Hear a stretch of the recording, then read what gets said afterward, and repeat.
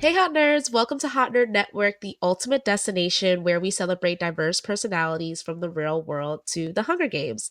I'm Hot Nerd Syd, your guide through the captivating worlds of fandom, and I'm not here alone. I'm here with my lovely father, First Phil. Say hi, Dad. Hi, Dad. Oh, you think you're so slick? Okay. Hey, I follow the rules. You said say hi, Dad. Yes, you're right. You're right. Hello, everyone. How you doing? We're really excited because we're gearing up for the Ballad of Songbirds and Snakes set to come out November 17th. So make sure to get your tickets and make sure to subscribe to Hot Nerd Net as we are preparing by rewatching all of the Hunger Games movies. I'm also rereading the books. And we've already recapped one. We've recapped the Hunger Games, the first one. And today we're going to be diving into Catching Fire. How do you feel about Catching Fire, Dad? Hmm. Hmm. It's interesting. Um, how I feel about it. It did not live up to the first book. I mean, the first movie. Really? Really. See, I have a different view. This is genuinely my favorite book and movie. Oh, well, I'll say it's definitely my favorite movie. I'm still deciding if I like this book more than the first one. So, Uh, we'll have to talk about it. Let's yeah, we'll dive talk into about it. Yeah, yeah. it. And I'll Um explain. If you give me an opportunity, I'll explain my thought process. Yeah, so that'll be like the first thing we dive into, just comparisons between Hunger Games and Catching Fire. We won't give any spoilers to Mockingjay just yet. But yeah, let's start just by drawing some comparisons to the previous movie and book, The Hunger Games. We all notice that there's a difference in tone and pacing for sure, and just the approach to the storyline. I mean, even just the three act structure is focused on different things. So I'd love to understand from your side, you could get into it, what why you weren't feeling this movie as much as the first one. Well, it kind of based off of what we talked about in our recap in the first movie. It was so much build up. It was so much build up. And again, I'm an action guy, and I remember this push when I read the book. The build up is like took forever. It took an hour. I looked at it, it was like a whole hour and a half before we started getting to action in the actual movie. So for first hour and first for the first hour, I'm like, okay, we got it. I understand.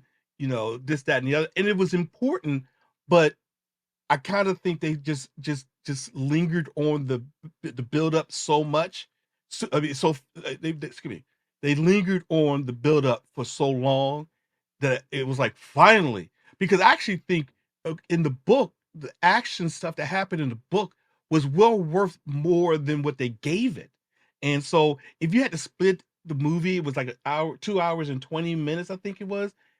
I think the buildup probably could have been maybe 30 minutes shorter and give us more action in the actual game itself and strategy, because there was a lot in the book that they did not cover, which is totally different than what we said about the first movie, which they seem like they covered. They pretty much got it spot on. So that adaptation for the book, for the second movie and the second book, it wasn't as even as it was in the first movie and the first book.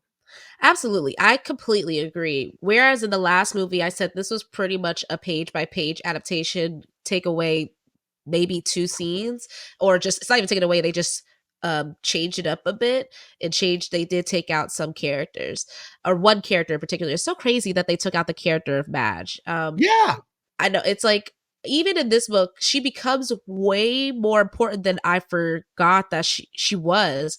Um, and we'll hop into that when we hop into the plot analysis. But I was really surprised to see how much of a differentiation there was from the book to the movie. And the thing is, though, the reason why I really still do love this book and movie is because we do get to get a taste, a bigger taste of the other districts. Yes. And I do agree with you, though. I wish we could have spent more time with the other districts with the Quell, because yeah, in the movie, in the Hunger Games, we don't spend as much time in District 12 as we do here. And District 12 is not the happiest place at all. It's really not supposed to be, but it does get kind of weary until you get back to the capital, you get back to the game, the Quell, Right. the Quarter Quell. So I could definitely get you there as far as the differences in time spent different places. What we also have a clear evolution of Katniss's relationships across the board. We start to see her, in the previous book, she's looking at Prim as a little girl, but now she has to acknowledge that Prim, within 9 months, has been warned by just this revolution that is starting to build, helping her mother as a healer. She's definitely um, built better relationships with her mom, letting her take care of her more. Her relationship with Gail has now clearly come out and said that he has romantic feelings for her, and we'll see her develop those same feelings for him, but also still have those same feelings for Peeta. And because she's forced to have to spend time with Peeta in these games, that relationship is going to dive even deeper. I Mhm. mean, just there's so many different evolutions that Katniss has made within her relationships. What did you think about that? And what was probably your favorite evolution in that regard? I'm forcing you to have to talk I'm about so it. what why do you force me to try to have these touchy-feely conversations? Eh, mm, You're a teddy bear dad, okay? You try to act all eh. rah, rah, rah, rah. I don't know what you're talking about. I'm very much not a teddy bear. Um, it's I get it. Again, just again, not to keep harking back to the other um video that we did. I get the importance of the development, but again, that goes back to how I think they stretched it too long because I get the book was very important because it's duality. Who does she pick? Peter. Who does she pick? Galen. I mean, I get that. Galen has this, Peter has that, and all that. But yeah, it to me it just lingered too long, and so I get it is important for the story, not to take away from the story.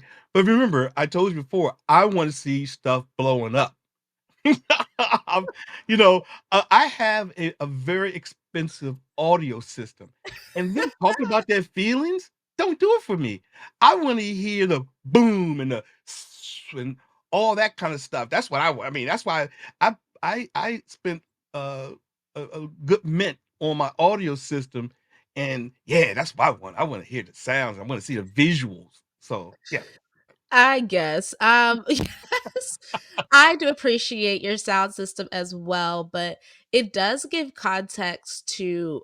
I do think that these relationships do give really great context to the storyline as a whole, in particular, just the overall tone shift as well from survival to resistance. And yes. Now you I can, like that. yes, and it's like very interesting when it comes to Katniss because I think she has a slight like savior's complex a little bit in the sense that like whenever she sees something or somebody hurting, that's when she chooses to love it. But when you're that's to me more of a survival sort of complex versus when you are resisting and you have a bit more agency, she kind of just she goes back and forth, she wafers. So that's very interesting because this is the middle book and we'll know in the next book what she has to choose. But in Right. this one we see where she performs a bit more of her agency. And then the last piece that's really a difference between this movie and the last one is just this introduction of new characters. Yeah. Mhm. I know Mhm. in the last video that we had, you said you were very, very excited to get into some of these other districts. What Yes. were some of your favorite characters that popped out in this Catching Fire? Well, again, the technical district, and I think I got it wrong. Isn't it? Is that District 9 with the It's not technical? District 9. I think it's either District 5 or District 3. Okay, District 3, I think you're right. And you told you that was my favorite district. That's the one I like because that district, like so they got into some of the backstory of these previous winners Yes. and and how they won. And again, the book really encompasses a whole lot more than they just gave them maybe what 15-second blurb. Oh, he Yeah. won because they hid throughout the whole throughout the whole games, and then just kill somebody at the end, or that was that. But in the book, it just gave so much more detail, and I think it would have built more for me. It would have built more for how important the sacrifices. Again, Yeah. we'll get into what these champions were willing to give up Yes. for, because they could have gone in and, well, I don't want to get too much more too far ahead of how we're going to get there, but their sacrifices was a true sacrifice because they had some great strategy, especially District 3. And I love District 3, you know that. I like the guy for District 3, and I love the character, and I love Mhm. him because they're unlikely champions. They, again, it's the same story for me. I like the guy or girl who, when you look at a group of people, you don't think Brew is going to be a champion, but like I said, she got one of the highest scores. And so the people from District 3, you're like, yeah, they're technical. What can they do? Like, yeah, we just blow shit up. We just connect a copper wire, and we, run it down to the beach. And as soon as the lightning strike and they're down there, boom, we're just gonna blow people up. Yeah, they So do you a lot of, oh, so go ahead. no, no, go ahead. I was gonna say, yeah, they do a lot of, yada yada yada. This is what we get to in the Yeah. movie when they could have stretched it out a bit more. I do think that you're making me think a bit more because this has always in my previous head. And even rewatching it, I was like, yeah, this is like my second, like this is my favorite movie out of the three because you just get so much. Um, you just get so much. You get to meet all these other districts. You get this. I love the quarter quell and like Yes. the actual arena of it. But yeah, you do miss out on a lot of plot, that I can fill it in my own head, but as just a movie watcher, you probably you're not getting the full meal. So Well, and uh, that happens to us because, yeah. and again, how many times we're not the first, we're definitely not gonna be the last to say the book is better. Yeah. And Oh yeah. sometimes I know a lot of book people don't watch movies of Yeah. the adaptations because they're like, yeah, that doesn't. And I felt the same way with Game of Thrones. They left out so much, especially towards the end in Game of Yeah. Thrones, that it was like, wow, and it feels like just rushed, if Yeah. for the sake of rushing. So I chose, not to so the last, like the Game of Thrones, I refused to watch it with the House of Dragons. I refused to watch it because I read all the books, and I Right. know how deep it is. And I'm like, yeah, it's just gonna be a cheap adaptation just for sake of getting money, and I don't want to do that. No. You talk about Yeah. House of the Dragon. House of the Dragon has been phenomenal.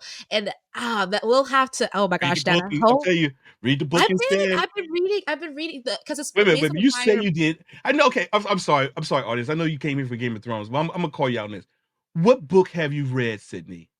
For Game of Thrones, I've read the first two. I'm halfway through Storm of Swords, and then for Fire and Blood, I've read half that book too. I just have not finished it, but I do because I was like, wait, I want to watch the. I don't want to be spoiled for the actual show. I'll go back and read and get filled in Yeah, points. I didn't want to be spoiled for the show once they started to get into the plot lines of the timeline that we're in because I was reading all the prehistory because I yeah, yeah, yeah, love yeah, yeah, Aegon, like Aegon the Conqueror, and yeah, yeah. specifically Rhaenys. But anyways, I know we I've digress. read Yeah, yeah, some yeah, yeah, stuff. yeah. Yeah, I've read some things. Okay, Okay. okay, okay. Either way, let's get into the plot of Yes, Catching Fire we because there's digress. so Right. much to talk about. Reel it back Um, in. so we get started off, that the book pretty much really ended pretty abruptly. Hunger Games, that was like, Yeah. yeah, we won, we get back finally. It's a whoosah, but then we end on the book less than the movie with Peeta and Katniss. Peeta like is brokenhearted because he realizes that Katniss's love and romantic gestures were more of a game. She's playing it off that way, but Candace is so contradictory, because she still does, in a sense, she did grow feelings for him, but he's trying to be as respectful as possible.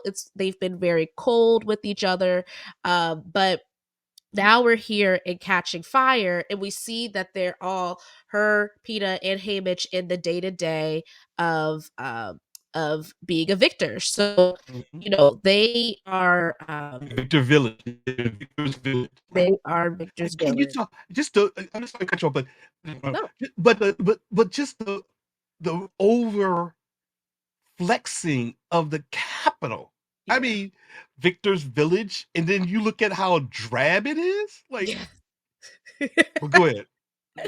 It is. And like, but then compared to the rest of District 12 and the Seam, especially, this is a life of luxury just to have a house, like a Mhm. really, really nice house. This is better than even the merchants. This is probably how the mayor lives. So Mhm. we see that, you know, Katniss is since she doesn't have to work anymore a day in her life, she has built a routine for herself. And in the book, you get a bit more of that routine, where she is helping to spread money around the neighborhood, and she is helping to give out resources. And she visits her best friend Madge, who's the mayor's Right. daughter, who we never meet in the movie. And so one of the other routine points that she has continued to do, and she started to do after a couple of weeks of the cameras being there. Once the cameras leave, she actually goes one Sunday to her and Gail's spot, Yeah. where they regularly went when they were hunting, and she's hopeful that he recognizes all the breadcrumbs that she has laid out, and he does come. In the movie, I believe they don't really talk a whole lot about in the book. They don't really talk a whole lot about them, their relationship, but Right. They don't. they don't, but they do share a kiss, Yeah. so that's very interesting because it's way sped up in the movie, but in the book, there's a couple of weeks in between them kissing and them, continuing on with this routine of theirs. And the time where they're about to start to get ready for the like not even get ready for, but I guess they're going to be the victory tour. Duh, the victory tour. Mhm. They're about to start getting ready for the victory tour. Candace is like, okay, the my stylists and everything are going to be there soon. She goes back home to find that her mother is basically acting all weird, Mhm. and she sees that there's some peacemakers who are basically the police of the capital there, and come to find that the whole entire President Snow, this is not the first time we've seen President Snow, but man, we have built up for a book long period to really meet him. This is the first time I feel like we really meet President Snow and get a great glimpse of who he is and how his and Katniss relationship is going to develop. I mean, in terms of us preparing for Ballad of Songbirds and Snakes, what did you think of this introduction? Well, again, we had mentioned it before in the last recap. Did they cast him right?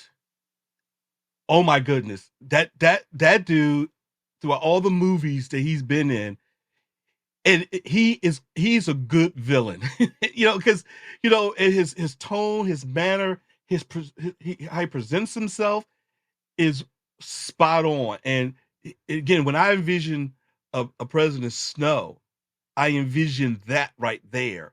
And so I agree, through the book and the movie, that portion was done right. It was done spot on. So yeah, I agree with you on that. That was really cool. It was. The actor's name is Donald Sutherland. Yeah, I that was something. Yeah. personally Mhm. love him from Pride and Prejudice, where he played a doting dad. Um, hey dad. And but no, he completely transforms here. It's interesting though. In the book, President Snow is supposed to be pretty small in stature and have Right. like these very prosthetic lips, but I'm really happy that they chose Donald Sutherland as President Snow, because even though he's quite large and massive and tall, he gives that coldness, that sinister nature. I Yeah. mean, from jump, From he jump. there's no playing games. He says the first thing out of his mouth is, let's agree not to lie to each Right. other. I'm like, sheesh. Okay, this Right. is woo, that gives me chills. And Well, and he also said, she says, so what you got to do? I got to convince them. No, you got to convince me. Like, mhm, ah. I'm like, whoa, all righty then. Okay, like, we are not playing games. So yeah, no, But yeah, he said that. He said, those are games, but the yep, real games are here. And yes. this is how we're going to play this game. Because at this game, it was just your life. Now the real world game is everyone's life. and I really don't give a flying frack about them, and I would take Yes. them out to protect the Capitol, like, "Uh-oh." Absolutely. The stakes rose, and he was so completely right. The first book, everything is just so much smaller in scope, and I love it that way. I like it Right. that way. I think that's the exact way you should world build in a new fantasy dystopian narrative.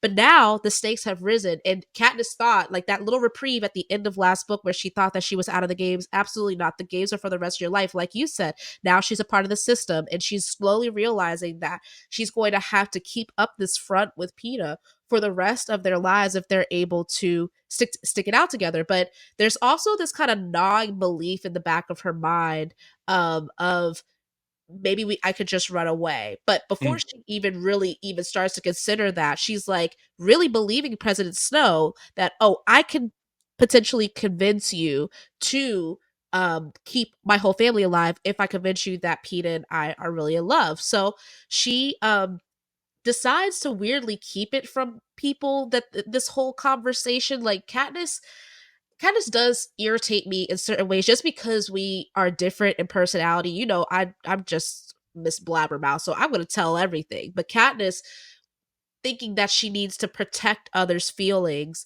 only chooses to tell people certain information at certain times, which mm, I can understand.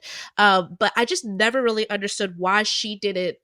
And I was in very much agreement with Peeta, at least in the book, like, why she did not immediately tell him that this conversation had with Snow. And Peeta makes the good point a little bit later, yes, after. yes. Well, okay, I don't want to skip because it's actually very important why It's very she has to important, but tell Peeta. right. So, they go on the victory tour, and the Again, first which is another big flex.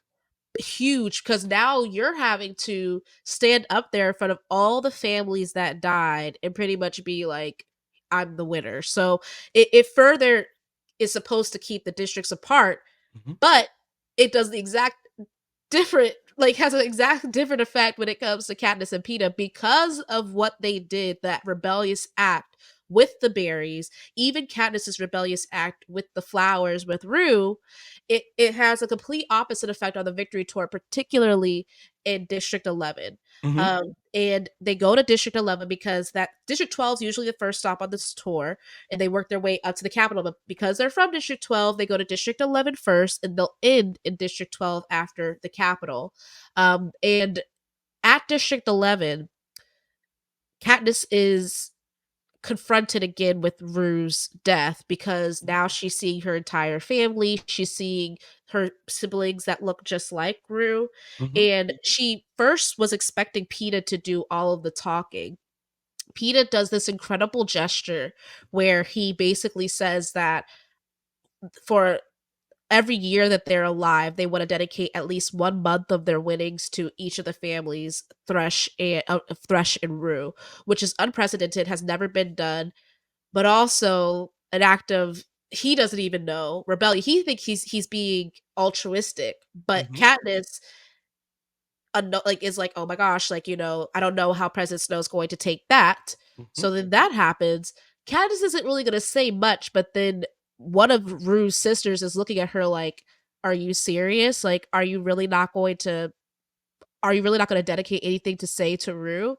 And finally Katniss speaks, and what she says is so short but very poignant, and so much to the effect that, you know they they all raise up their hands in District 12 salute, and they all sing the three tone call of it being peaceful to go home at night in District 11, kind of again that show of unification of these districts, Defiance.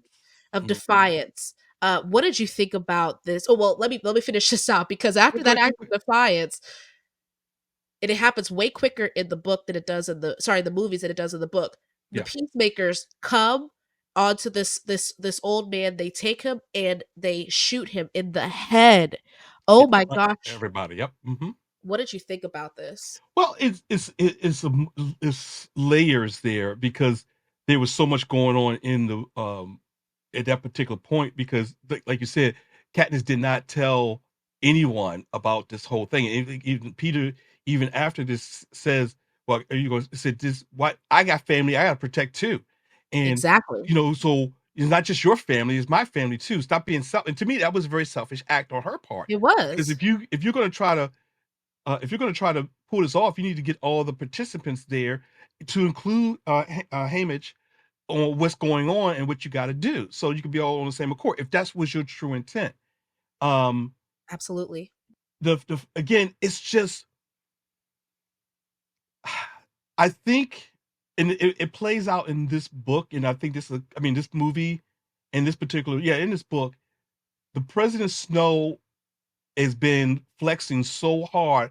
He doesn't understand that just he does understand hope, but he doesn't understand how much that just a glimmer of hope will spark and keep people fighting.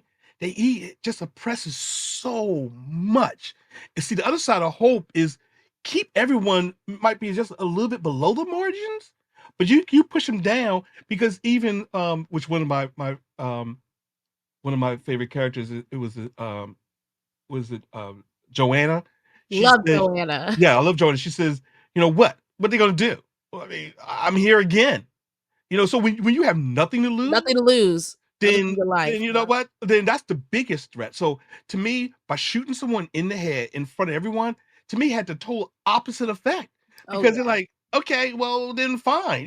If you're gonna just shoot me for, putting out this right here, if that's an executionable offense, then fine. Then I'm gonna really make it worth my while. If you're gonna kill me, I'm gonna really rebel. So I think that they overplayed the Capitol is overplaying their hand. And again, I think that's in human nature. And if, I guess we go back to history, that happens, that the oppressor starts thinking the best way to quell dissent is to oppress more, when actually quite happens the opposite way. People Yeah. say, what I gotta lose? Absolutely. It's so crazy because as much as they lingered, to your earlier point, on everything happening before the quarter quell, they failed to show some of the Yes. other ways that the districts were uprising, especially in District 8. Yes.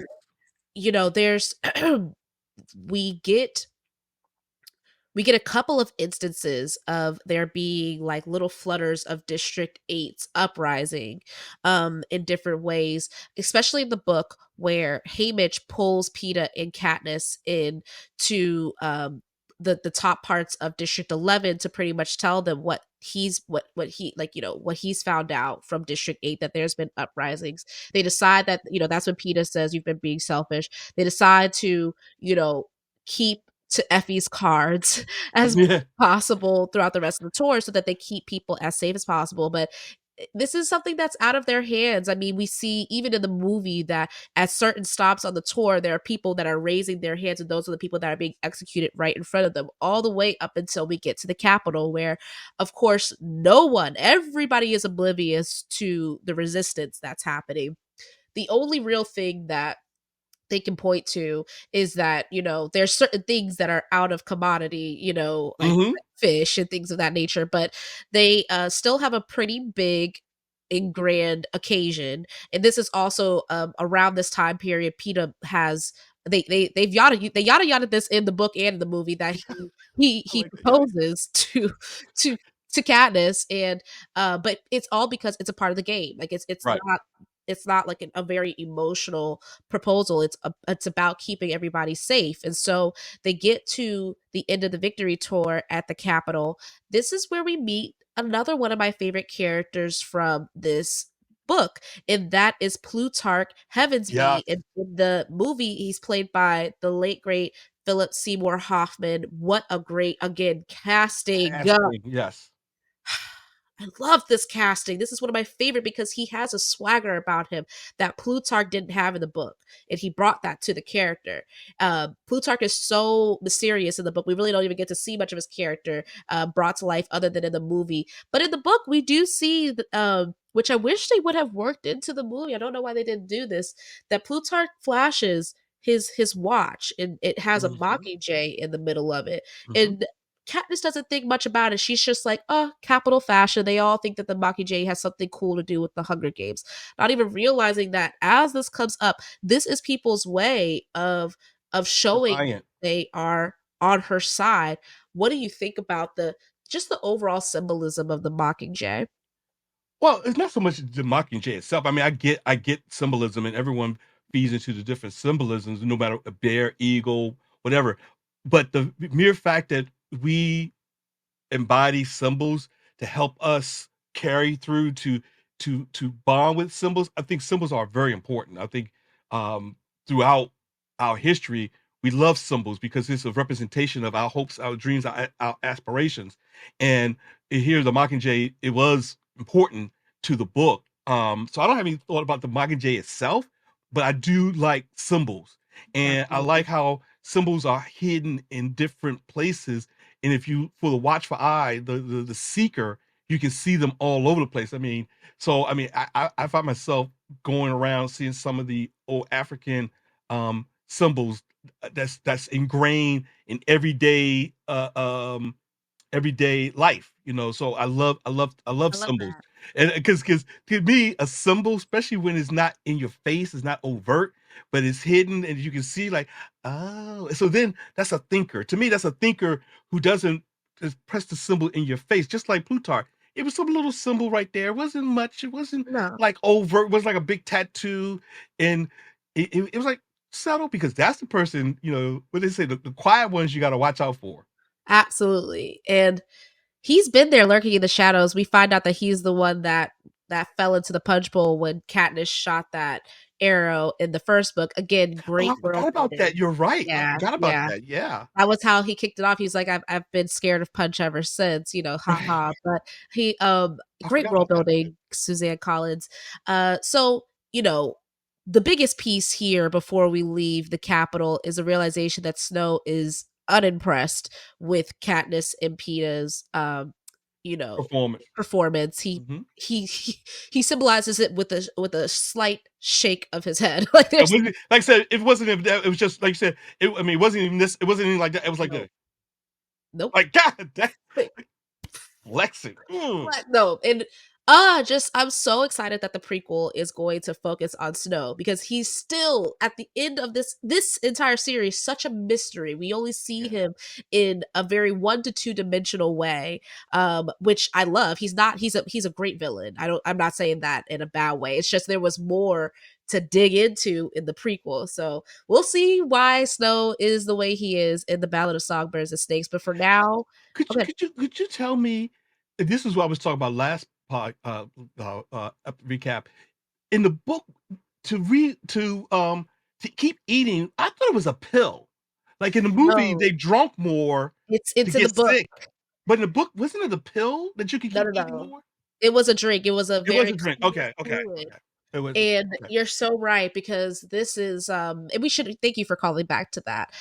We it is a drink in the book as well, but they are like, don't drink it in front of me. Drink it in the toilet area because it's gonna immediately have its effects of making you throw up. And this sets PETA over edge Yeah. because he knows that him and Katniss know that there's people dying of starvation in District 12, which, speaking of, is immediately after the Capitol's party and they get back home, we see that some things have severely changed. No longer do we have the peacemakers that are pretty used to the culture of District 12. They turn a blind eye to Katniss and Gale going and hunting and then spreading their finds Mhm. across the District 12 so harmlessly. Instead, we see that Katniss has come back. Gale is I forgot exactly how it happens, but basically when Gale goes on his regular run Mhm.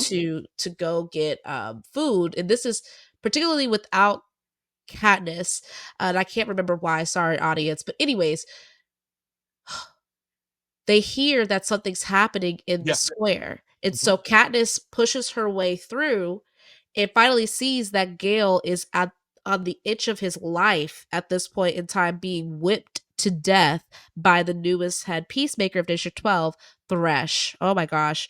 Like, what an overt kind of sadistic villain in a sense. He kind of gives me, now that we have the Game of Thrones vibes going, little bit of Ramsay Bolton or Ramsay Snow vibes, just slightly. Like he's just very cold.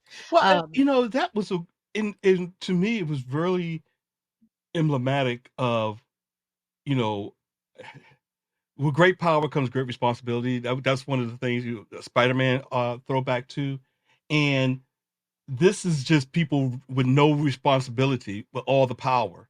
And again, I know why they replaced the old peacekeeper with this new one, because like I said, that was the whole plot to really suppress. Again, Snow, through his hubris, didn't see that Plutarch was really playing him, because the more you oppress, the more people are going to rebel against it. To ferment rebellion, Plutarch puts it in his head, let's really crank down on it. Let's really push down on it. No more open markets. No more this. No more that. No more this.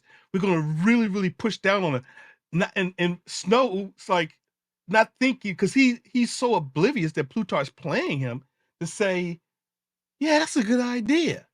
Opposed to, so this helps with the revolution that's fomenting right now. So You're they right. got the perfect character. Bring the worst person in to do it, and you feel sorry, and the sacrifices that the little man had to pay for this Yeah. great revolution.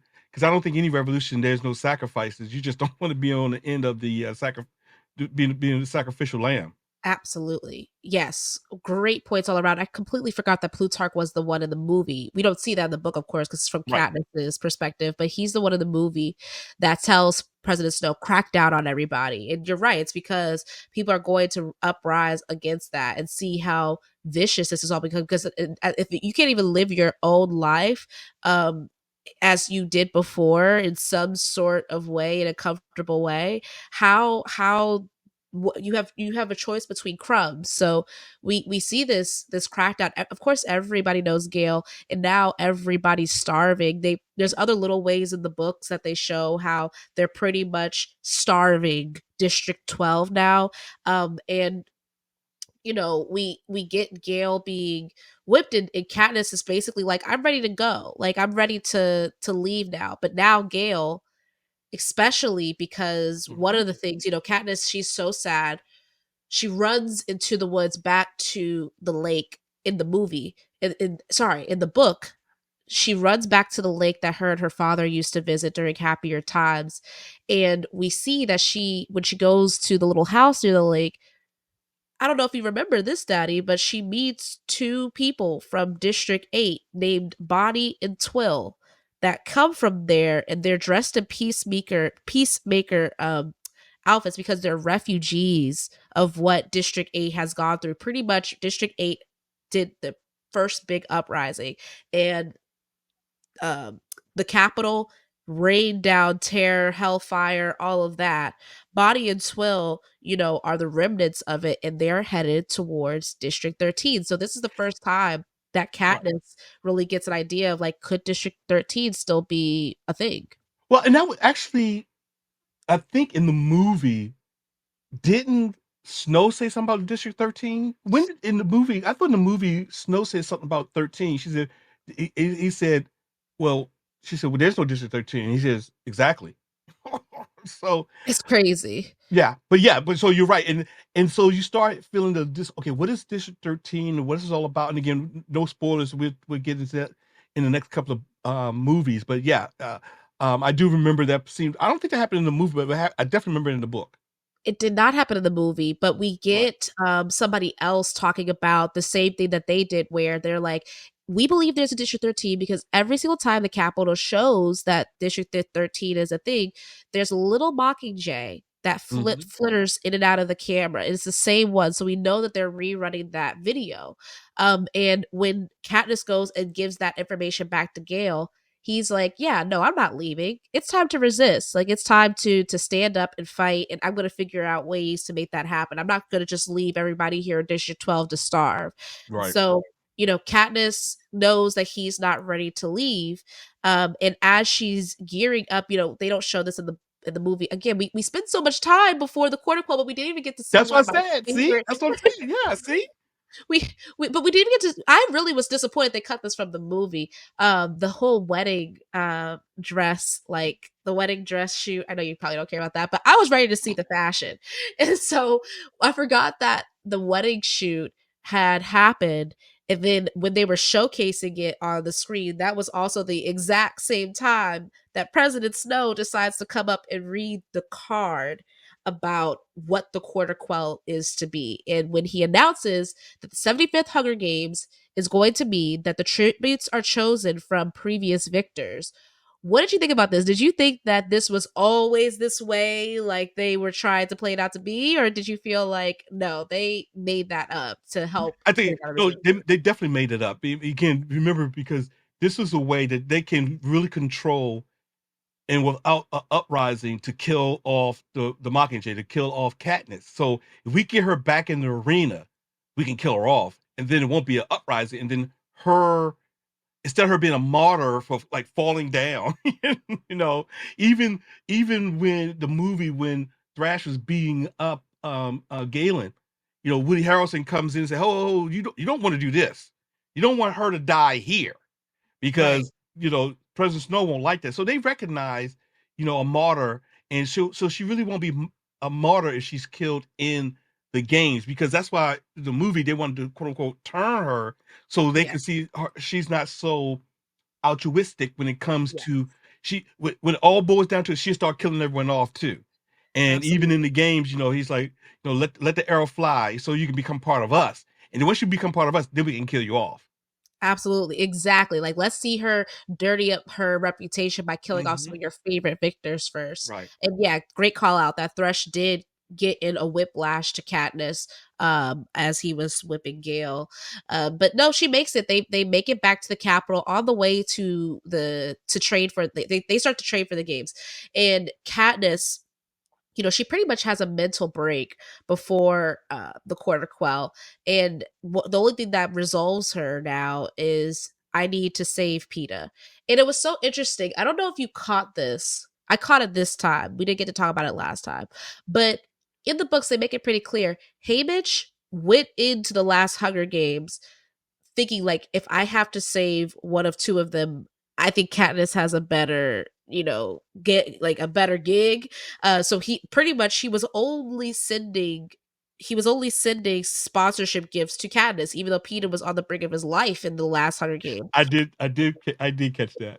But now they both look at each other. They're like, we need to save PETA. And so Haymitch was like, if PETA gets chosen, I'm going to raise my hand. But of course, the other thing happens, and PETA volunteers on behalf of Haymitch, and Haymitch is now their mentor. They didn't show this in the book, but on the way to the Capitol, they're preparing, they're watching previous games with the victors that were chosen. But they decide to watch Haymitch's game because he was the winner of the last quarter quell, which I thought was so great, such great Oh, I alignment missed in the that part. You know story. what? Boo, that went over my head. But go ahead. They didn't even mention it in the movie. So they Haymitch won the 50th Hunger Games, and that those games had twice the amount of tributes. And I'm not sure how they talked about it because I think they talked about it with Beanie more so than with Haymitch. But Haymitch did utilize the arena in a way that the game makers didn't think that he would to win. Basically, that he knew that if he threw something off the edge of the arena, it would boomerang right back and basically kill whoever was there with him. So after we leave off from them learning about Haymitch's history on the train, we actually get to see them arrive back at the Capitol for the second time this book. Yeah. And we're experiencing the differences between last year's Hunger Games and this year's Hunger Games. Whereas, you know, last year we were dealing with a lot of, you know, trembling children. This is their first time in the games. This year we're introduced to a bunch of victors who have been Hmm. friends for a long time. And I thought it was quite interesting that they were also Haymitch's friends for a long time too. I mean, one of the people that I thought was very interestingly enough, Haymitch's friends was from District 11, and we have, I believe his name is Chad. I don't want to get that wrong, but I believe his. By the way, I have the book here, but I believe his name is either Chaff or Chad, and then Cedar from Mhm. District 11. We only get really small bits from them, but similar to Hamish, Chad has this very I think his name is Chaff, has this very dark humor. Yeah. And then we're introduced through Katniss to Finnick Odair. No, Um, definitely Finnick. Yeah, yeah, yeah, yeah. yes, and what did you? I mean, so these are the first three that we really. Oh, no, no, no. We were introduced to Finnick Odair. Then we're also introduced to one of our personal faves we've already mentioned here, Joanna Mason. Love Um, Joanna.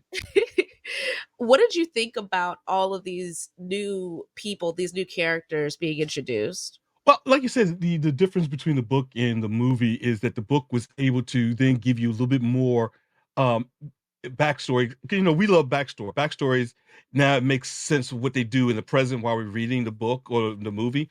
And so the book was able to give us a little bit more backstory on each one of these different champions and or the victors, excuse me. And so I like that because then it makes sense. Now it makes the aha moment in the book makes sense more. It's more a aha moment when you see them in action that happens when they're actually in the arena in the quarter quell. So again, like you said, even the movie, Joanna, when she's in the elevator, she's stripping down, she says, "Oh, why do they even bother just put me in trees and branches?" And because she was she's from a district where I guess they gather wood and that's Yeah. their thing. So but yeah, the movie didn't really give that much of a like I said, just gave a quick wink and a nod to the different people, but the book was just so much more rich and it comes to the backstory. And I guess for time's sake and for condensing, I understand why they did it in the movie. And again, I guess this is again, I'm repeating myself. We just said this. This is one of the problems of knowing the book and then watching the movie because the book is just so much more richer. Yeah, I completely agree. Like, in the movie, we get to see Joanna and Finnick do exactly what they did in the book. I mean, right down to the sugar cubes with Finnick and Yeah, talking about his opulent lifestyle and as far as trading secrets with secrets, those right? in the capital versus money. But we don't really get to meet the District 11 tributes, the black people, which is why I'm struggling to remember their names at this point. So it does kind of suck what tributes we had to cut for time. But another piece that I thought was pretty interesting that we also had to cut for time because of course they have their opening ceremony. They come out. Sita and Portia have done an incredible job on their outfits as well this year around. And they do make the notes around the fact that they're one of the youngest tributes. They've only had less than a year to really be victors at this point. But when all is said and done, and Joanna has stripped her clothes and made Haymitch and Peeta blush, they get up to the top floor, the 12th Mhm, floor, mhm. and in the book, they have quite the surprise of their newest Avox, which, for those who don't know, are the people who are pretty much slaves of the capital. They're usually prisoners. Um, I would say even prisoners of war, but really they're just people who have done the capital wrong in some sense of the word. And this particular Avox was a peacemaker at one point in time in District 11. His name was Darius, and he's put there. He was one of the people who defended Gale in the whipping earlier in this same book, and so he's put there to remind Katniss just you Her actions have consequences, long ranging consequences, more than you think. Yeah. exactly. Again, it's the omnipresence of a President Snow and the flexing of the Capitol.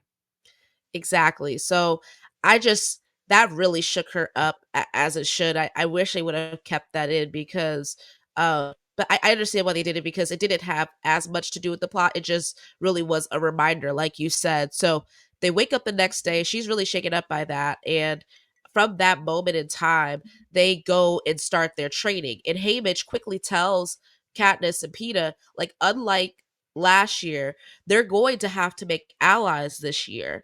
And Katniss, of course, she's like, I don't want to get to know these people, and then I'm going to have to kill them.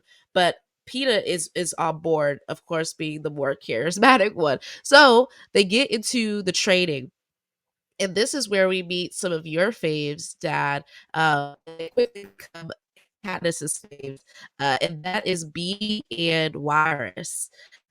Beatty being played by your boy from Hunger Games. Quick, not Hunger Games, from Yeah, Westworld. Westworld, mhm. Yes. And then yes, Wirus, and they're so cool. They're from District 3. One of your favorite districts. Why is District 3 one of your favorite districts, Dad? Because again, like I said, repeating myself, but I'm a tech, I'm a nerd, and I like the fact that you can still win at this game through brain power, outsmarting. I mean, heck, you love Survivor. What's the three taglines for Survivor? Outwit, out. Outwit, outplay, outlast. See, if the first one's outwit, and I like that. There's something to say about bronze and strength, but at the end of the day, yeah, yeah, that all those muscles can't stop a lightning bolt from frying your ass. So yeah, I like. That's why I like District 3 because they know they're not the strongest in physicality. So instead of dwelling, again, this is maybe I'm projecting here. Instead of knowing that they're not the strongest physicality, they can make it up in other ways, and so their strength is their technical skills, and so yeah, I like that about District 3. Yes, you're pretty strong yourself though, Dad, but I know that you love wit as well, and you are very witty. So that makes sense. And they show their traits right away. Everybody writes them off as nuts and bolts or volts. And while they're writing them off, they're giving a huge Easter egg in this moment to Katniss by pointing out, oh, there's a chink in this force field between, Yeah. well, first off, there's a force field between us and the game makers. But there's a chink in it, and Candace is just like completely blown away by this because she didn't even notice the force field at first. But even more so than that, she didn't notice the fact that there was a chink in it. So she wants to ally with them.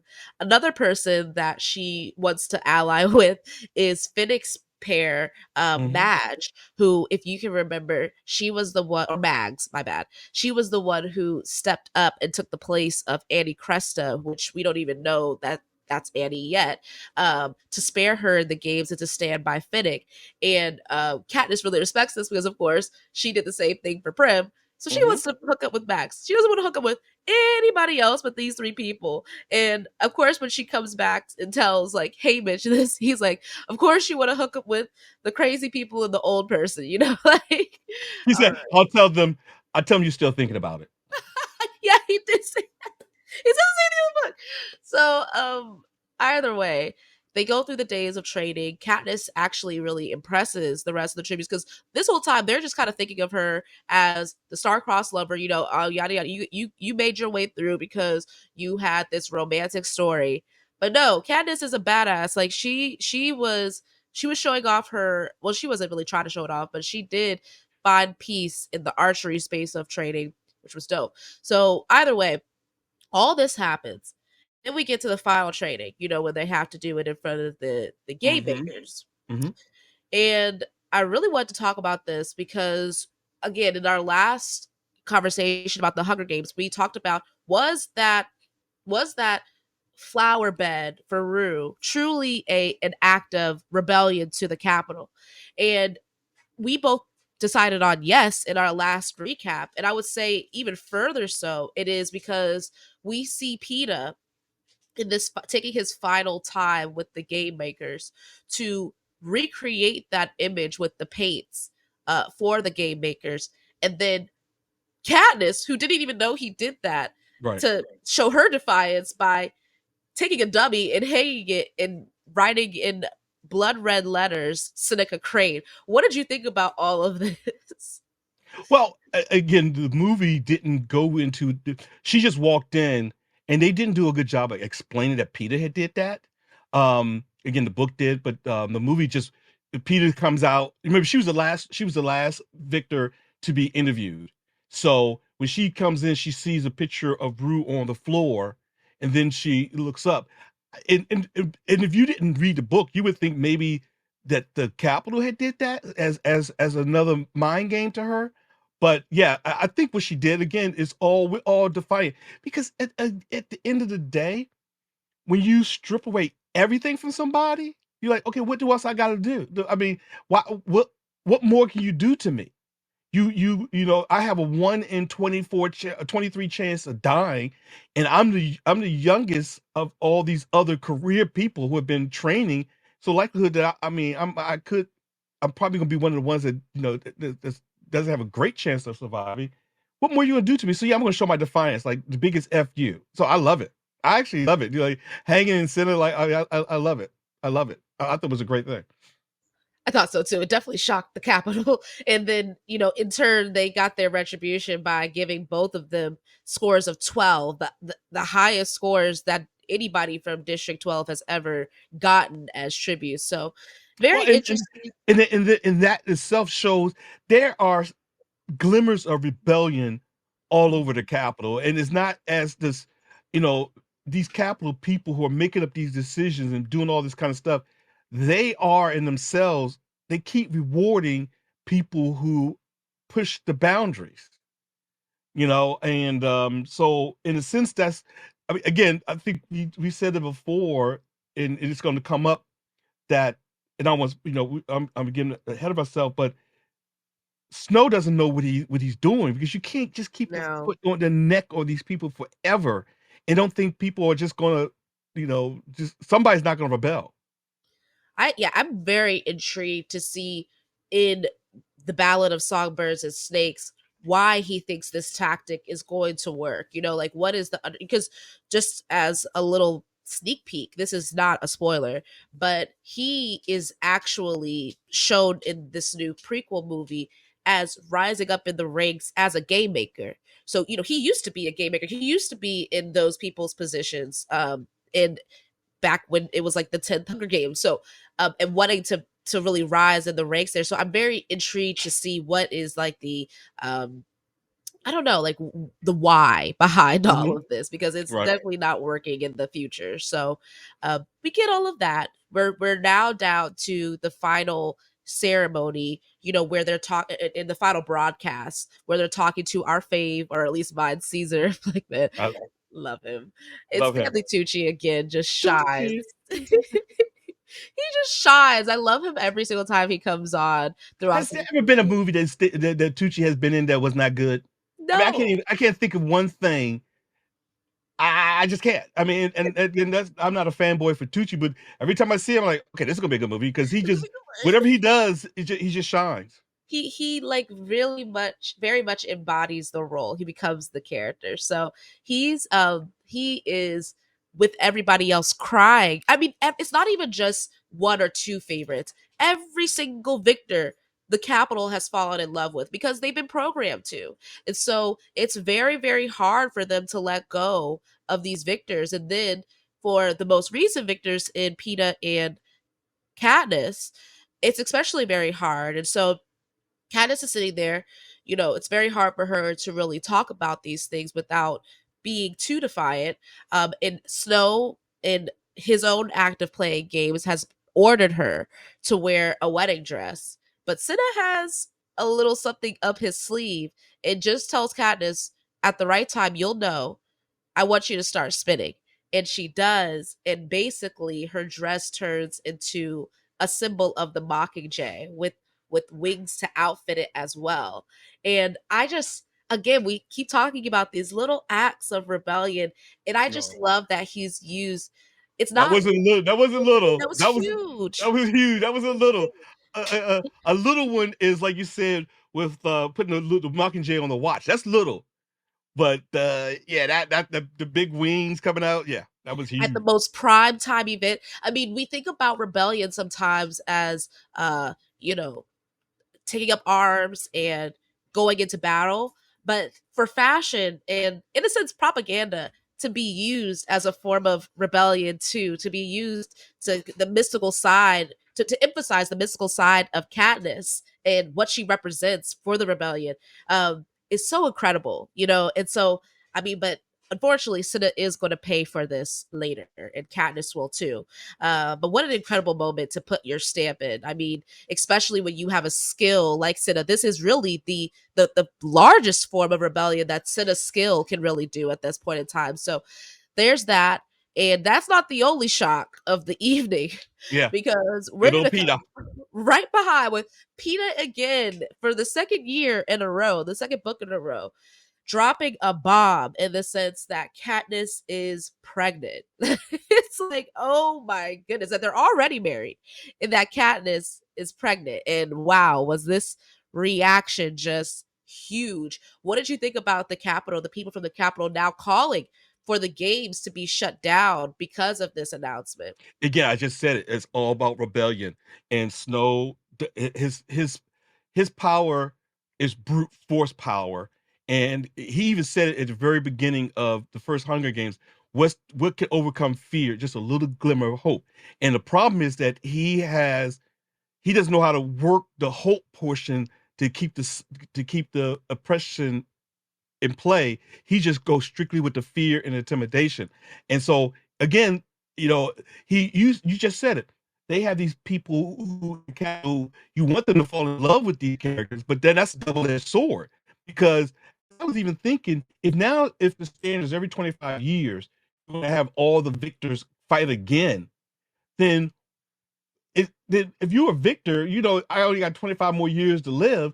Why not have more rebellion? Why not do something more aggressive? Like even Joanne said, I got to fight in this thing again when I was told that if I win, I can live the rest of my life in luxury and I don't have to worry about it. Fuck you. So I think there's a more uh, another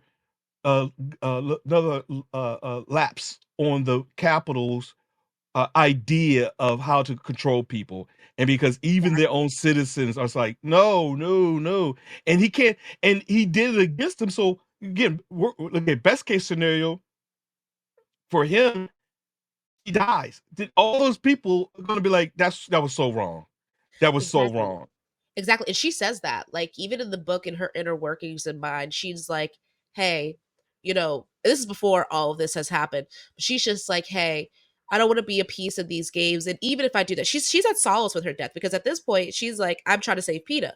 But with her being in solace with her death, she's like, I'm going to take every act of defiance I can to basically give a big F you to the Capitol, and show the people in the districts that I did not go down without fighting. So Mhm. very interesting. This is the mindset that both of them are entering the arena in. And now we get to part 3 of the book, act 3 of the story. Two-thirds in, we finally get to enter the arena. This is very different than um the last book, where I think at the halfway mark we were entering the arena. We got just a little bit more of it than we do in this book. And but this book is very fast paced, and the movie is very fast paced, where we're in the arena as well. Because man, they get put, well, before we even get to the arena, on the way to the arena, of course the stylists are the last people that the tributes get to see. And this was one of the most heartbreaking parts of the movie for me. Like, I knew that Ruru was going to die. That was pretty hard in the last book. But this was the hardest death of Catching Fire, and the death I'm talking about is Cinna's, which was so brutal. I mean, at least with Rue, you know that somebody was going to have to die, and that the person that killed her was not as much as fault as the people who went about not just shooting Cinna, but beating him to death in front of Katniss as she's rising into the arena. Just, I mean, how did you feel about losing Cinna in this way? Well, again, the when is you know, we're kind of melding both the book and the movie. Yeah. When I saw that, I like, oh, he knew he's going to die, but the defiance and the inspiration that it was that he knew it would people would take from it, in his idea, it was worth it. And you kind of see that in the movie because when she is displayed and they focus on him, he claps really nicely, but then he gives like a to me, he gives like a farewell to the audience, like Wow, I didn't think like a about that. goodbye wave, like a goodbye Yeah, wave. And so, yeah, I think even he knew, oh yeah, when I do this, yeah, because they all talk. You see, the capital thinks that by true. compartmentalizing all these districts that people don't know, the left hand doesn't know what the right hand's doing, but they know. They know what's going on. They don't probably don't know the full magnitude, but they get the gist of it. And the fact of the matter is that the Mockingjay has been Mockingbird. I'm sorry, it has No, you're right, been Mockingjay, Mockingjay. Mockingjay, okay. Mockingjay has been a symbol of hope and inspiration. That for him to come out with that, he knew he was going to die, but he did it anyway. So like you just said, I could take up a gun, but then I would just be that's not my skill set. I'll just be one. And again, it's not like not important, but I just be one of thousands. But at this particular moment, at this particular time, with this particular crowd, this particular exposure, where else I'm going to get a bigger platform to show defiance and inspiration? So I thought it was very courageous of Senna, and I think Lenny Kravitz once again just did it. Even though So it was, phenomenal. yeah, even though it was short in the movie, I loved it. Because again, in the book, you give a little bit more. He has a lot more interaction with her than with Katniss than in the movie.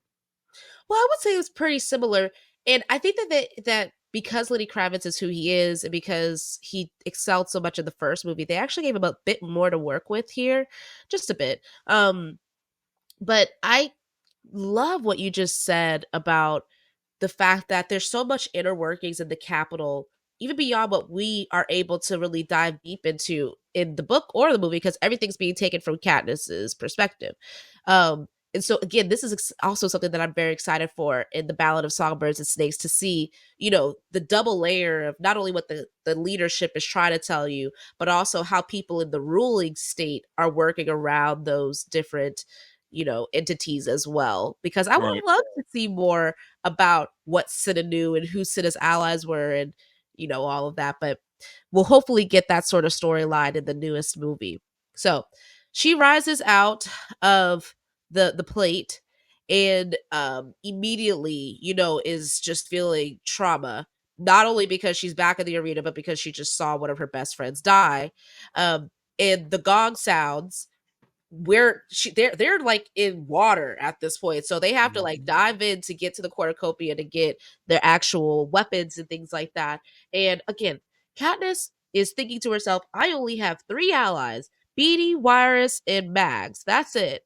Like that's what she's walking away with, and she doesn't even realize that the gold bracelet that Effie alluded to on the train and that they started to kind of wear in the capital, this is going to be the symbol that first off Finnick uses so that she doesn't hit him with the bow. I mean, Right. she was right there about to kill him. And when he grabs his trident and he raises it like in defense, and he's like, hey, I got this gold bracelet. And she realizes that Haymitch has formed an alliance on her behalf with Right. with Remember who's the true villain or enemy. enemy. Yeah. Oh yeah, and he says that a little bit later on too. So he, that happens, and then he proves his loyalty to her by killing a man from District 5 with his trident very quickly. And so they're getting people together. They're trying to make sure that they're saving as many people as possible. Like Finnick is, oh no, Katniss is saving Mags. Peeta and Finnick is saving Peeta because Peeta's not the best swimmer. And even more so in the book, they don't really mention the movie, but Peeta has a prosthetic leg at this point, so we Right. can kind of understand why he's not so good of a swimmer. But they all get onto the beach. They start to run into the jungle. And Finnick is carrying Mags. Peeta is good, and they're they just basically just get to some place at the trees, and they're Can before you go there, let's go back to the bracelet. yeah, So again, the underdog. Nowhere until now you understand. Even Effie, the epitome of what's important in the capital. Even she was in on the plot, and you like again. You like who would think that Effie was brave enough right. to be part and be trusted enough to be part of this whole subplot, this whole rebellion. And so you're like, wow, even Effie? Now she even gave a couple, even the movie, she gave a couple of hints like, we're family, we're going to be together. But you're thinking, until you see that moment, you're thinking, yeah, we're family, but we're going to die. I mean, so it's likely that we're going to die. How many times did you say that to the other tribute? So I thought when I first saw that in the movie and in the book, and if it was reinforced again in the movie, it's like, wow, Effie, even in her own way, show inner courage that if you overlook, you would have missed it. Absolutely. Thank you for bringing that up because she at every point in time there's allies being formed against this regime, and I love that she had her own very important way of making her mark on the story. It wasn't dumb, it wasn't a throwaway. Suzanne Collins did a very great job of making sure everybody got their little hint of rebellion, and in a sense help, because Katniss could have done this all alone. You know, No, she had to have allies even though she thinks she doesn't need them. And this becomes very true in the arena as well. right. They're trying to find drinkable water in this arena, and they're trying to walk to the very outermost piece of it. Like that's where they're trying to get to. And because of the learnings that Beatty and Wirus had taught Mhm. Katniss too little too late, she realizes that Peeta's about to walk into the force field. He does, and he begins to convulse. He's out of he's out of his breath, and she thinks that Finnick is going to take this chance to um to Kill him. kill him, but Mhm. instead he gives him CPR and brings him back to life. Which for Katniss, it doesn't take much for Katniss to like be like, all right, you're an ally. I trusted you. You know, I mean, sorry, it takes a lot, but it's like something like that is very much. It's more than words. Actions Yeah. speak a lot louder than words Yes, it for does. Katniss. So a little gold bracelet probably wasn't going to do it for her until he did that. Until So you say Peter, yeah. until he saved PETA. So, they're getting used to the arena itself, but this is where we start to get into the different horrors that the arena has to give to them. So basically, the first piece is that they hear these horns, or I guess the Mhm. cannon Yeah. start to go off, and they basically see that like, or actually, let me back up. Okay. I think they actually make it through that night, but they start to see who's actually died, and they find out that unfortunately our girl Cedar from District 11 has died, and a lot of other tributes who we haven't even named here have died as well, Yeah, they including just unfortunately. Go ahead. What are you gonna say? they just killed everyone else, but go ahead. They did, including though a woman who had a couple of children, which was terrible. But either way, they are given their first. They're given their first silver parachute, which is a metal pipe that allows them to get water from the trees. And that's going well. They think that they're all going well, but then midnight comes, the 12 gongs, and then they start to see what's going to become very, very important. Lightning in the distance striking this tree multiple times. I mean, if you could take yourself back to when this first happened, what did you think was going on here? I didn't know, but in the movie, I counted it. I knew it was important. I counted how many lightning strikes, and I thought I didn't know. In the book, I did not understand it. I knew it was the significance of it in the book, but in the movie, again, because I've read the book, I knew how important it was. But if I just took not knowing the book and what transpires, just watch it in the lens of watching the movie, they focused on it because that was center stage in the movie. You saw the Yes. lightning strike, so I would look at it, maybe it's energizing. They're getting power because they're consuming so much power to keep this. Because remember, they said this is a new arena. I think they even talked about it as they were running, and even Hamish even said it. That, they constructed a brand new arena for this. So it was so big and so massive that they needed the electrical strike to power it. So that's what I thought. That's a good guess. I was just thinking like this was stay away from this area, but that's even a really, really good guess. Like it's injecting power to the arena. So Yeah. that's really cool. We'll find out later. I had Back to Future vibes, with the Yeah, DeLorean and all that. Again, I'm a geek, so how many times I say usually no one really makes original. We all take pieces of our experiences and knowledge, and then we kind of conform our own absolutely. story. And so I kind of got the DeLorean and Back to the Future vibe, like the power, lightning strikes, and boom. I love that. And that's so true. That's something how I think about myself as an artist. It's like nobody's really completely original, but the true work of an artist is being able to properly take the meanings of certain things and work them into, like you said, your own storyline and what you're Mhm. trying to push forward. And Right. Suzanne is definitely a queen in that regard here. Yes. Yes. Um, and we see that this these lightning strikes are going to start a series of horrors on the island. So the first one that they actually encounter is this fog that looks to Hmm. be pretty harmless. But then as soon as it gets kind of in their grasp, they start to see boils, coming into their hands. They're choking on this fog. And they start to run, but Katniss is carrying Mags. Peeta is being carried by Finnick because he's still, not like his legs. Oh yeah, that's the point. He was the one who got hit by it first, and it starts to make your body convulse too. So his legs stop working. Boy, Peeta's always going through it in these arenas. I'm not gonna lie. And Finnick is carrying him. But after a while, Katniss can't carry Mags anymore because her legs become paralyzed as Well, now you well. talk about the book or the movie, because the movie was quite opposite. In the movie, what happens was that they all start running, Yeah. and then Peter falls, and Yes. then and so then then Phoenix drops Mags, and he's trying to she can't say I can't help him, and so then Mag goes into the fog herself, and then Yeah. self sacrifices herself.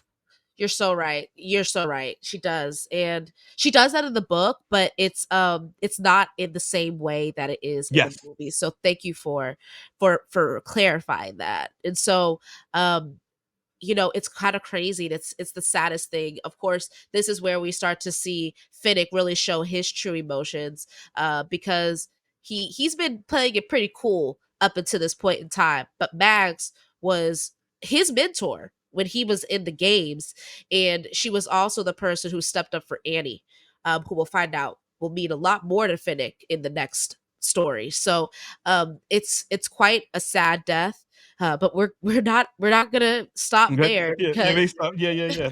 it keeps going. I mean, the game makers are not giving them much rest because they see that the fog starts to wash up onto this kind of invisible wall. They're like, "Oh, we're good," but no, this is where we start to see some animals moving around. Hmm. And they they're able to get the poison out of their body by pushing their fingers into the water. But we start to hear some things come about, and they're like monkeys, and they're like, oh well, maybe they're not that bad. Oh boy, no. Yeah. They could not be more wrong. These are not monkeys, these are mutts. And she's like, Katniss is trying so hard to kill these mutts. Finnick is also trying hard, like with his trident, to kill them as well. But they just have to, in a sense, run. Like they're Hmm. again running, running, running, running, running, and out of nowhere we get our next sacrifice, a morphling from District Six, who was the District Six morphlings. We didn't mention it, but in training they were known to have been really good at camouflaging That's how they themselves. won. That's how they won. Hmm. That's how they won, which is incredible. I love that we got all these tributes that have won all in all these different ways, and now they're able to show their skills in this new arena, even though they're dying left and right. But she comes out of nowhere and sacrifices herself when it comes to this monkey. And already we're Candace is starting to think to herself, and I was starting to think to myself too, why are all these people dying for somebody else? I could get Mags in a sense, but I didn't understand the Morphling could have just stayed there and let everything be okay. Why did she decide to die on behalf of these people who weren't even her allies? What were your thoughts going through of why she did this? Well, again, we get the story really quickly, but when it happened, you kind of think that she's attacking. I think it was either Peter that she was coming out to attack. Yeah, Because the morphling could have just stayed there. So you at the same time you're thinking, why did she do that? Why did the morphlings do that? And so again, reading the book and the movie, you just really didn't understand it, other yeah. than okay, this is totally different, and that's when the plot points start really coming together because yeah, that's when the plot points start coming together. You like that was to me was that the first that was the first That was the first night. incarnation of Oh, go ahead. them starting to sacrifice the other winners champions sacrificing themselves for Peter and Katniss. Absolutely. It was very crazy, and we see Peeta holding her as she dies, because she has like a punctured bite in her neck. Yeah. But they've been running so much that they actually have made it back to the beach, and they get some more parachutes that are helping them along the way. But while they're here resting up on the beach, they see Joanna, Beatty, and Wirus come out from the beach as well, covered in blood. I mean, it Yes. was just wild to see. And Um, that's when tick tock, tick tock, tick yes. tock, tick tock. Yes, as Katniss is trying to clean Wirus off. And so she keeps on saying TikTok, TikTok, and Joanna's like she's all up in a hizzy about this. She's yelling at her, and Katniss is like please, like don't do that. And so when she's cleaning her, she thinks when she's saying TikTok, she's like she remembers back to Plutarch showing his clock and says it begins at midnight. And then it all just basically starts to come to Katniss, what's going on here. So they all pretty much make their way back to the cornucopia, going into the water, and basically just try to collect some more supplies. But then when she's turning to like get like some more supplies, she sees that actually the careers or the people from District 1 and 2 are there as well. And Joanna has basically killed off Kashmir with her axe. How badass is Joanna with this I love that. axe? That's a bad accent. You know, the people who in the props in the Yes. movie, they did a really good job of capturing. Even they didn't really show too much of Phoenix, and because it wasn't just a trident; it was a trident and the net. The nets. He was Yeah, amazing with those right. nets. Hmm. Yeah, so they just their power levels are huge. But they make their way out there, able to kill off some of the careers, but they make their way back to the jungle, and they what they understand that oh actually, you know what? Before we even got to that point, because we've seen that Katniss has figured out that there is a this is a clock. We see that she is in this space where the cornucopia is now starting to spin because the game makers are like, you're not, you know, it's a clock, but we're not gonna. They thought that they had figured out where each of the horrors have been, but no, they spin them real fast, and they're like, okay, you don't know what's going on at this point in time unless you enter into the jungle and figure it out yourself. So Right, right. they they go back into the jungle, and they don't know that some of these sections have been switched, and they won't know until there's a tidal wave because that's what's putting it all together for them. But they quickly find out that they're actually in the section with the Jabberjays. What Hmm. did you think about this torturous moment? Well, again, it's insidious, and it's not just to kill somebody, but it's to torture them and to make their death and their torture spectacular for ratings, because you know they use your loved one. They know enough about you that they use your loved ones and torture them. And these Jabberjays, that's what they do. And it's and then when you're trying to run out, they got a force field. And once you're going, the force field goes up, and you gotta be bombarded with those sounds, and we see how it affects Finnick and Katniss of people who you love, and that's when Katniss gets the idea is like, who's Annie? And because she Yeah. understands, so yeah, so again, it shows the level of depravity of the in the flex of the capital to you're like, damn, they fighting for the life, but then you're gonna torture them at the same time. I mean, they're fighting for their lives. I mean, god dang, did you go torture them with the people who they love, who possibly are dead. I mean, or you worry about them being dead just to throw them off the Yep. game. Phew. But that's It's what I thought of. brutal.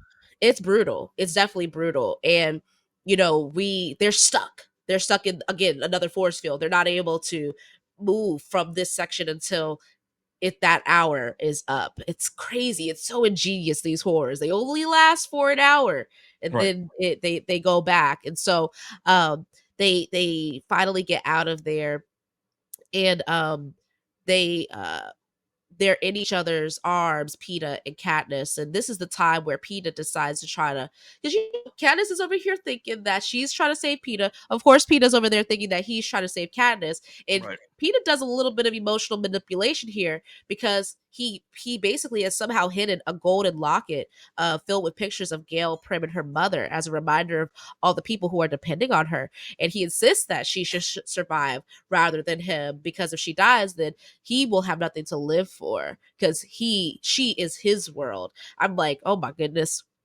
pulling on my heartstrings here. Right. Uh, Right.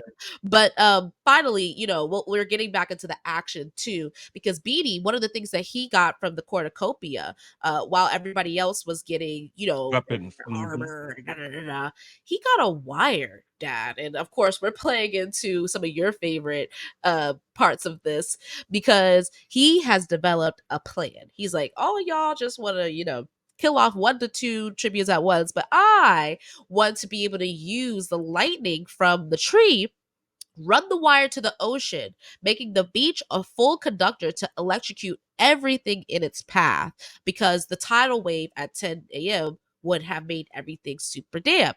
And Hmm. so, it's crazy because they fit all of this in very quickly. Like, we got to see the horrors, we got to see the blood, we got to see the tidal wave, but now we're at pretty much the climax of the movie, Right. because this is where they decide to split up. Right. Katniss and Joanna are in charge of running the wire down to the beach because they're the fastest. And not Cinna, Finnick Finish. and Beatty. Oh, I didn't even mention, sorry, that Wiress died. She did Yeah. die When they did the spin. Yes. when they did the spin. So that sucked. But Beatty, she sorry, Beatty and Finnick and Peeta are supposed to stay back at the tree, both because Peeta has a prosthetic leg; he can't really run as well. And Finnick is there to protect both him and Beatty. So they're doing this, but however, Katniss and Joanna get attacked by Brutus and Oberia, the one who has the fangs as teeth. Yes. Um, but just before the attack, Katniss is knocked out by Joanna. She's like, oh my gosh, she's turning on us. She's not really the ally, even though she did have the gold bracelet as well as BD and Wiress too. But Joanna instead is stabbing her arm, attempting to take out her tracker. And Joanna's like, stay down, and like runs off to like take away Brutus and Oberia from leaving Katniss, because she is as good as dead. So already there's some hints of a bigger plot going on here. But Katniss, of course, with her very skeptical, very untrusting mind, is automatically like, I don't. Like, everybody's turning on us. I need to find Peeta. I need to find Peeta. So Katniss hears Finnick running, but stays quiet because she does not really trust him anymore. Again, it doesn't take much to lose Katniss's trust. She feels like Right. they have betrayed them. She automatically goes to the worst. And I mean, the more and more when you find out what actually happened, I really do feel like they were right in not telling Katniss, because Katniss is always going to try to make up her own plans for things. But what do you think? Like, did you think that it was wrong of them for not to really get Katniss in on these plans? Oh, definitely. I think Hamish said when they um well, I'm not jumping too far ahead about what's going to happen, but no, Katniss, she leaves with her heart and she doesn't leave her head, and to make it more believable, she had, because Snow's watching her. He's not watching Yeah, anyone else, but he's watching her and her reactions and trying to focus on killing her. So they had to keep her out of it because Peter, he is a plotter. He's thinking a couple steps ahead. He's the one who comes up with all these different plot twists to keep everyone off their toes. So yeah, I think it was very know your no Katniss can be her own enemy to herself. Know her absolutely. her strengths and her weakness. And the weakness is she can't fake it. So No, she even definitely she's can't. like when she smiles, she's like, Yeah, "Hi, she can't. everybody." Like that's so fake. Like, come It on. is. So yeah, I think so. To answer your question, I think they did right by keeping her out of the loop because, but Yeah, that was a risk. That was it a risk, was. and they thought about it enough to say the bracelets Yeah. and the saying, remember who the true enemy is, or something to that. I'm mixing that up. It's remember who the real enemy is. There And you go. this was Haymitch's last words in her mind. It also was what Finnick says to her after she has him basically ready. She's ready to kill him. But instead of pulling that bow on him, she actually points it towards the chink in the force field, remembering what Beatty said, and she decides to release it. Sorry, she wraps a wire around her arrow and releases it, shoots it into the flaw of the force field, and in that exact moment, the lightning strikes and it blows up the arena. Whew! So things wrap up pretty quickly from here. Well, again, so after she blows up, they lose feed for everywhere, and Yep. then the President Snow's like, Plutar. He goes, Plutar's gone. And that's when it hits him like, oh snap! Yep. I've been played all this time. Bamboozled. Thank you for Yes. bringing that up. Because yeah, she starts to get lifted out of the arena by a fighter plane jet, and she basically, you know, we see Plutarch actually come over to her, close her eyes as she passes out, and she awakens in the hospital bed. And she's really, this was one of the saddest moments. She's searching for PETA because she's Again, believing. are you talking about the movie or the book now? Because in the movie, it didn't happen that way. In the movie, she and How did it BD happen? are in the hover jet, and she wakes up that way, Okay. and then she goes through the door. She hear Hamish and Plutarch talking. Yes, this is exactly And, what happened. right, and so then that's when she said, you promised me." She hits poor Hamish. She hits him. So, you promised me to get Peter, and said we Yeah. couldn't get him out because he still had the tracker on him.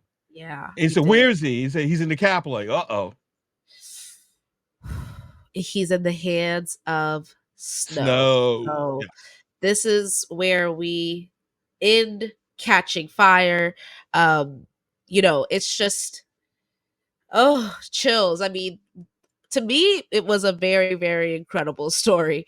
yeah, Um, the Quarter Quell twist, the role in this rebellion, the growth of the rebellion and its impact on the districts, and just Katniss evolving as a Mockingjay, in a sense, her own agency and deciding to at least be a symbol to the resistance. She doesn't know that she's going to have even bigger decisions to go off of, but um, these were just some of the key like pieces of this story that I thought was. It's not like you could just switch from the Hunger Games to the Mockingjay. Like I felt like Catching Fire was very much a really great way of being that second book. It's still being very satisfying. Like, yeah. how did you feel about that? I agree, and but you always knew, even it's kind of like Game of Thrones-ish, Harry Yeah, Potter-ish. They leave enough nuggets to say, okay, they can't end it like that. right. So even with this book, you knew there were going to be more, Yes. and you hope for more because you weren't bored. It wasn't a yada yada yada book. Yes. It wasn't to me a money grab book. It wasn't let's make more money and just tell a BS story afterwards. So Yeah. actually, I was looking forward to. Well, by the time we read it, the other books were out. So Yeah. yeah, yeah, Yes. They were, but they still were. I don't know. It was still, again, this was my favorite movie and book for all of the reasons that we already just said. Because the next book is going to be incredibly sad. And so this one was, there was still some fighting hope there. Okay, so we're pretty much at the end of Catching Fire. Great book and movie. Thank you, Dad, for keeping me honest, as I've clearly been more focused on the book than the movie. But I really, we talked about Katniss last time. I figured this time, especially since we got to see a bit more of him, and he's going to be taken by the Capitol by the end of this book, that we should focus on PETA for our Okay. character analysis segment. Go for it. So, Go for it. Let's do it. we're gonna go ahead and dive into the Myers Briggs personality system Okay. to think about PETA and what his role is, or what his personality type is when we're thinking about Myers Briggs. Now, remember, Myers Briggs is going to be a system that talks about the most outer form of personality. So, Okay. this is going to be really your style in how you approach the world, and so, and how how you interpret it. So, Right. let's first start with the source of energy, and this is going to be between extroverts and introverts. Already, where do you think PETA lies here? Oh boy. I want to say he's a sneaky extrovert. Yes, I completely agree. He's so charismatic. And Right. not all the time are introverts the most charismatic. I mean, they can be. They can develop it over time, especially if they have an F leading.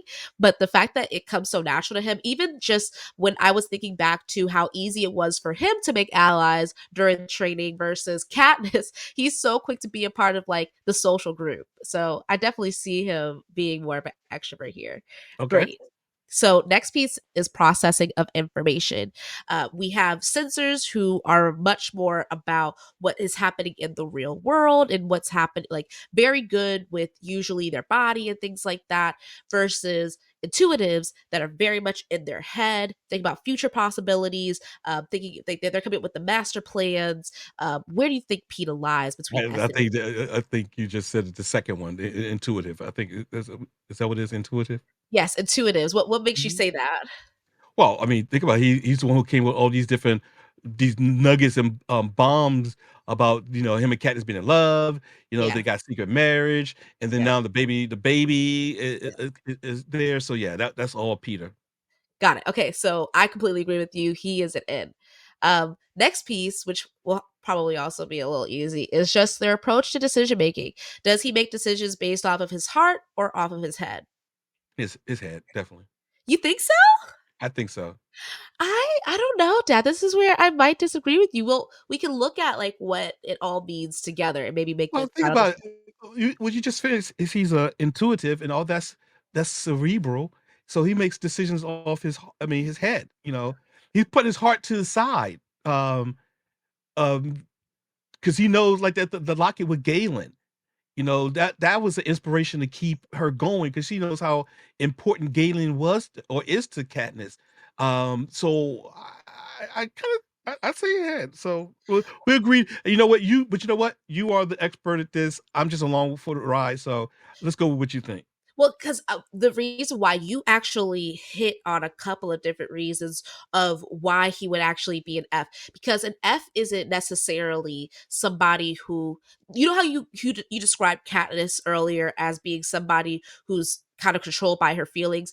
I would more so say that she's a lot more like spontaneous versus being controlled by her feelings, because she's a lot more like very much fact based. Like, did this person like do this action or did they not? Versus PETA, his tactics is to try to emotionally manipulate the situation, which is definitely tactics of a feeler, when making Okay. decisions. So he definitely plans it out ahead of time, but he's always using feelings to grip the crowd, to grip Katniss. Like that is he's playing on the feelings of the Capitol when he's talking about the romance and things like that. So instead Okay. of playing Okay. on like the logic of why the Capitol should go down, so that's why I would say F, just Okay. putting it out there. All right. Okay. But Again, you're the expert, not me. well, there's that. But for all expert language, this piece still does stump me, and that's just where his need for structure is. And one piece is on one side, the judges, they need plans, lists, schedules, and are very organized. Whereas P's, who are more spontaneous and flexible, like to be highly adaptable in their outside environments. So I don't know with PETA if he is a J or a P, and would love to hear your thoughts on which one you think he is. Okay. See, I don't know. I don't You know you either. I don't know, so that's what I said. Oh, okay, whatever you say, baby. I just And this one I'll I'm be also stumped on. So, yeah, I mean, we can definitely use this chart up here to really break the tie between ENFJ okay, and okay. ENFP. I know it's kind of hard to make out here, but the ENFJ is usually they're both very similar. They're both in the NF valuing category. And just to remind everybody, Katniss is in the ST categories here, where she is an ISTP. So this is going to be very directing action from strategic perspectives. So whereas NF is going to be manifesting universal values and valuing people. And so when it comes to PETA here, we're deciding between is he more of a teacher or more of a champion. And another word for ENFP is a campaigner. Is ENFJs are usually like the protagonists of their story versus an ENFP is more so campaigning on behalf of uh, a cause. And so, and ENFJs are often, very much teaching others, mentoring others. So, Yeah, given I would go with champion of a cause. yeah, ENFP. Okay, well, very much on that same note, that is, you are very much on the same vibe as the personality database who has labeled Peter Malark as an ENFP. So All I don't know. right, woo! You did it. You did it. Yeah, I mean, but I don't know what I did, but okay, yeah. you guessed correctly. I still have some things that make me think he's an ENFJ, but I think overall I agree with you. He is an ENFP. So thank Okay. you so much for indulging me on No, that. no, this is fun. This is fun. I think this is a I like this little twist at the end. I hope the audience likes it because I think it's a good I like it. Yeah. And if you all are ENFPs or think that he's actually ENFJ, please comment below Yeah, with your please. Myers Briggs type. But that there you have it, folks. That's a wrap on us going after and looking back and taking in Catching Fire as we prepare for the Ballad of Songbirds and Snakes, the upcoming prequel focused in on Snow. I felt like this was a great introduction to Snow as a character to Mhm. first meet him with Catching Fire. So I feel like we're getting closer and closer. We're going to get to know him a lot more in the Mockingjay. Thank Definitely. you to our guests or my host, First Phil, for joining us today. Any last words? No, I told you, I think this is fun and I love it. I love the different dynamic where you do it. It's not typical, at least not another typical videos I see. Yeah. And I like the little, especially a novice or not even a novice, a person who don't even know what I'm doing. I like how you bring, because it's fitting. I think my thoughts and my expressions are authentic because you're doing your little thing and it's fitting right within these Briggs Yeah. master thingy things you just said. So, yeah, I It like it. So, is. No, you're completely right. Like, I know that I'm here to like layer on your words to the bigger systems of personality typing. But we're piecing together all these traits throughout the stories, and Suzanne Collins has just done an incredible job of crafting these characters so definitely. So it's fun. It's fun. it's fun, it's fun. But Mhm. please, if you want to see more content from Potter Network, don't forget to like, comment, and subscribe for more exciting content. We have a lot more to come, both in the Hunger Games universe and out of it. Dad, what are you working on outside of this? Me and First PV, Phil Yeah. Jr., we are working on right now, we're working on the Invincibles are out, so you're about to drop a video on, we're gonna break down each episode of the Invincibles, and right now, we're doing something unique with the season 1 when it Yes. comes to breaking down, knowledge base so people could get an idea of season 1, and we broke it down in little snippets so people can check out some shorts about that. And so Love that's that. pretty much it right now. But yeah, I love doing these things with you. I love doing things with my children, as you can, I've said in the past, and I think this is a great platform, and for us to be, it's going to be here for a while. So yeah, I like doing Yes. it. Oh, yeah. We're here to stay. We're here to Um, stay. until next time, may the odds be ever in your favor. Keep celebrating and stay nerdy. Bye.